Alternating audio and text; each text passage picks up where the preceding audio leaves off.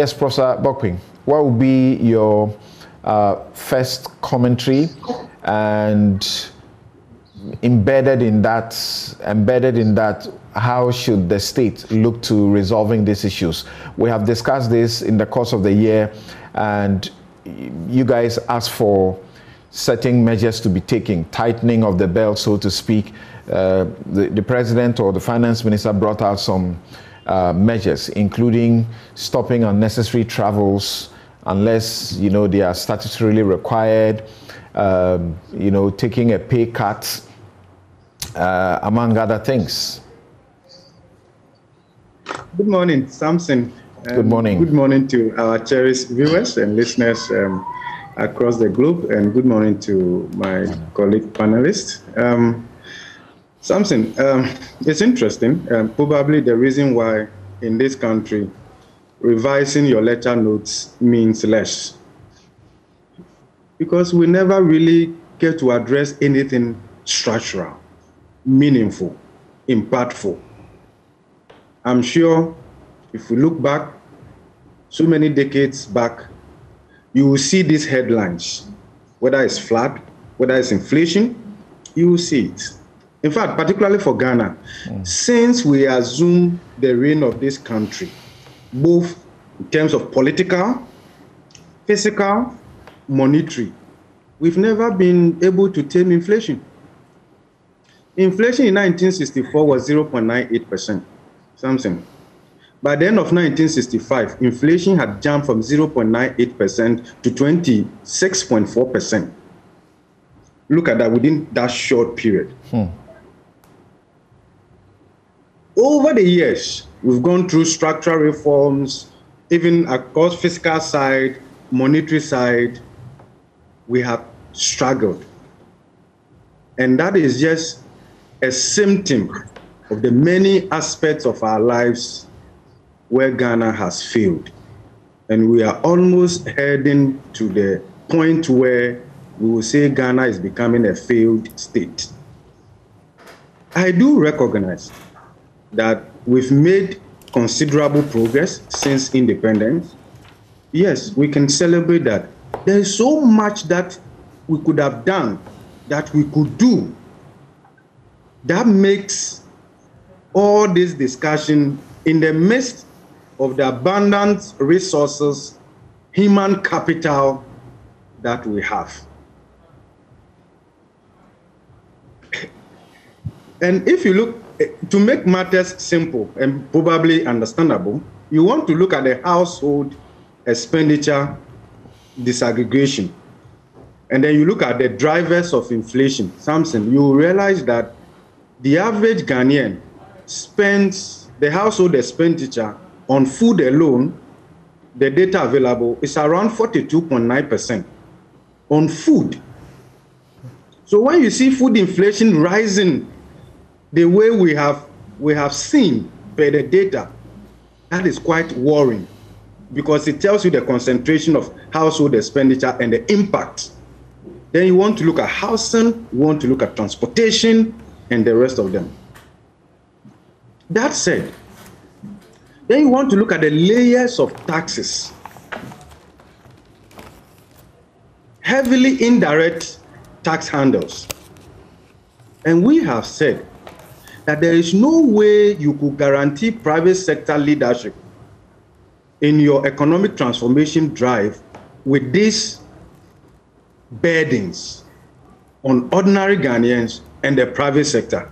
Samson, if you're an average worker in Ghana and you look at the proportion of your expenditure on food, rent, transportation, and the rest of them, it's practically very difficult to save. You can understand why our savings rate in this country is very low, whilst our investment requirement is high. That gap will then tend to liberalize the environment and make it so conducive to foreign investors to fill the gap in order to realize our economic dream underpinned by the strategy.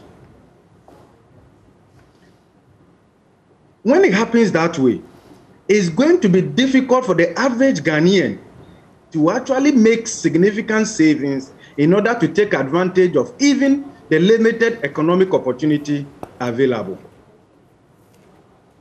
When you do the effective tax burden on the average Ghanaian, you look at, I mean, you are in the top end, you pay 25%, assuming you spend 60% of your disposable income on consumption, you look at the layers of taxes.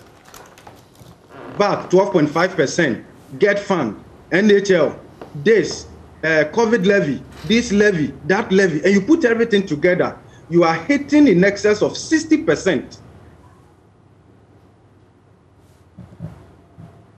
When you look at all these things, there is no breathing space for the average Ghanaian. It gets worse for those who are on pension and their livelihood is on the strength of the law from SNIT and maybe latter generation tier 2. Because they are on fixed pension and they are impacted much more. Remember, not every Ghanaian who retires at the age of 60 gets ex gratia, regardless of how you describe it and justify it. But the average teacher who teaches for 30 years, he goes home with practically nothing. And I'll share something with you. When I went to my village and I saw this man walking by the road, and he actually was stopping my car. I was wondering where he got that boldness from. When I stopped, Samson, this was my teacher in GSS 1. GSS 1. In fact, when I went to GSS, there were only 2 teachers. So those of us in GSS 1, there was no one taking care of us because they had to handle GSS 2 and then GSS 3. I went to GSS, my biggest problem was how to read. Of course, typical from Ashanti region where they use tree to explain adverb. This man told me he had gone on pension. And when he mentioned the amount to me, I almost wept. The little I could do immediately was to give the malt I was going to take to him and ask him to join me in my car. This is somebody who has labored for over 30 years. Maybe this was just by the way. Does it look like we are getting out of this now? The answer is no. The reason I'm saying so, Samson, is that we have austerity staring on our face. And fiscal consolidation, either we do it under an IMF program or the measures we impose on ourselves, tells you that the fiscal consolidation we are implementing requires some adjustment costs that will be borne by the citizens, oftentimes unevenly distributed, heavily against the poor, marginalized, socially excluded. The inflation you are talking about, 27.6%, Samson, yours may be higher than that. Mine could be lower than that, just as an example. Yeah. Because it varies from region to region, it varies from district to district, it varies from an individual to another individual, because your consumption pattern will have a different inflation from my consumption pattern, from the Honorable Samuel Okujeto, and I mean, yeah, so it varies. Somebody's own could be probably in the 40s. But of course, because we are actually not taking the survey from all the markets, how about the online shopping market and the rest of them? This is how challenging it is. To put matters within perspective, you want to look at this within our peers, and I think you mentioned that, which is very useful. The only caveat is that for Francophone countries, the comparison may not be that straightforward because the pass-through of exchange rate to inflation may be a bit mute for them compared to Ghana, because they use the Francophone CFA akin to the euro, so the depreciation is not that strong as compared to Ghana that operates flexible, managed flexible exchange rate mechanism. But of course, you can compare Ghana to Kenya, you can compare Ghana to Nigeria and other countries. And then you see the variation in the price buildup. When you put all these things together, it will be unique to outsource all of this to just external factors. When COVID came, we did analysis and we said that, in fact, food nutrition started deteriorating from Ghana and West Africa broadly from 2014. You can check the data. The conclusion was that Africa, Ghana for that matter, must prioritize agricultural spending. Okay, link that to agribusiness and industrialization as an effective response to COVID-19, because it was just a matter of time, and hunger, food malnutrition will kill more people than the virus itself. Of course, our president told us that we should eat kontomire and other things. Maybe that was the time we should have started planting more kontomire. How do you eat it when it is not available? So far, the best feedback for government flagship program is what we are discussing right now. Planting for food and jobs. Samson, where is the food and where are the jobs? It is factors and drivers like this that reveals the resilience of your policy and your economy. So when macro global level, the impact is pervasive. We are not here to deny that. But the resilience of your economy is shown in times like this. And that is why you see variations in the level of exposure and price development between Ghana, Cote d'Ivoire, Nigeria, Kenya, and other countries. You see, when it happens that way, then you realize how global level development is actually meeting local reality and magnifies the vulnerabilities that we have used words to explain. But now, your words against the reality now is no longer a multiple choice, so that people choose what they like. Because the reality is in front of everyone, regardless of your political affiliation. Prof, given that we have a debt burden that is swallowing us, so to speak, do you see that we will get out of this situation anytime soon, and how? Yes, Samson, we are not getting out of this anytime soon. And that is not to make Ghanaians sad. The reason we are saying so, you are looking at the current measures embedded in the 2022 budget and the enhanced measures, and then you can do the forecast and the prediction, both in terms of your debt sustainability drive and then many other things. And Samson, it doesn't look that good. You know what? We don't need to be diplomatic about this, because the real effect of that can never be explained through jargons.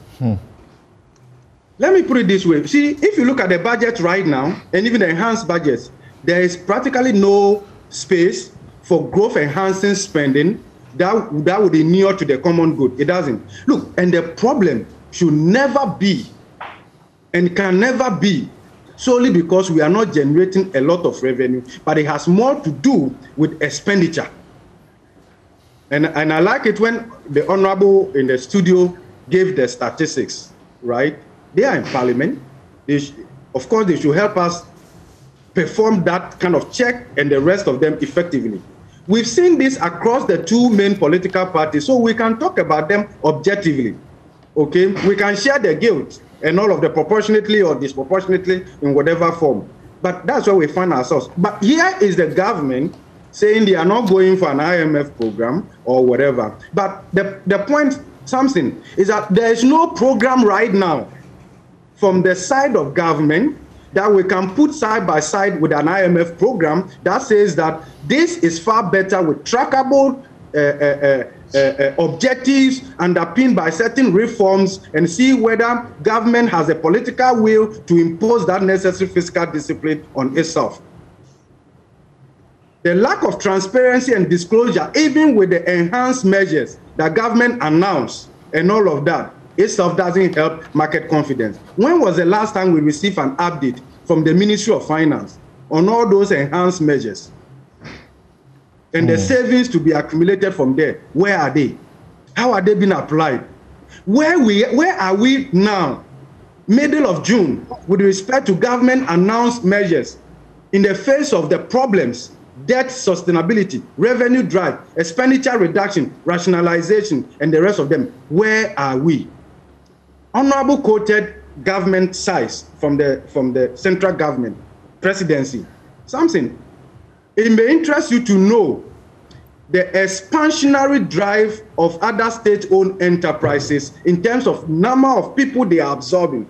Even these are not profitable state-owned enterprises. You can talk about TOR. Look at the size, the growth in the size of the payroll. Look at GNPC. Look at Ghana Gas. For some of them, they have to provide land free once a day, probably on borrowed money. Okay.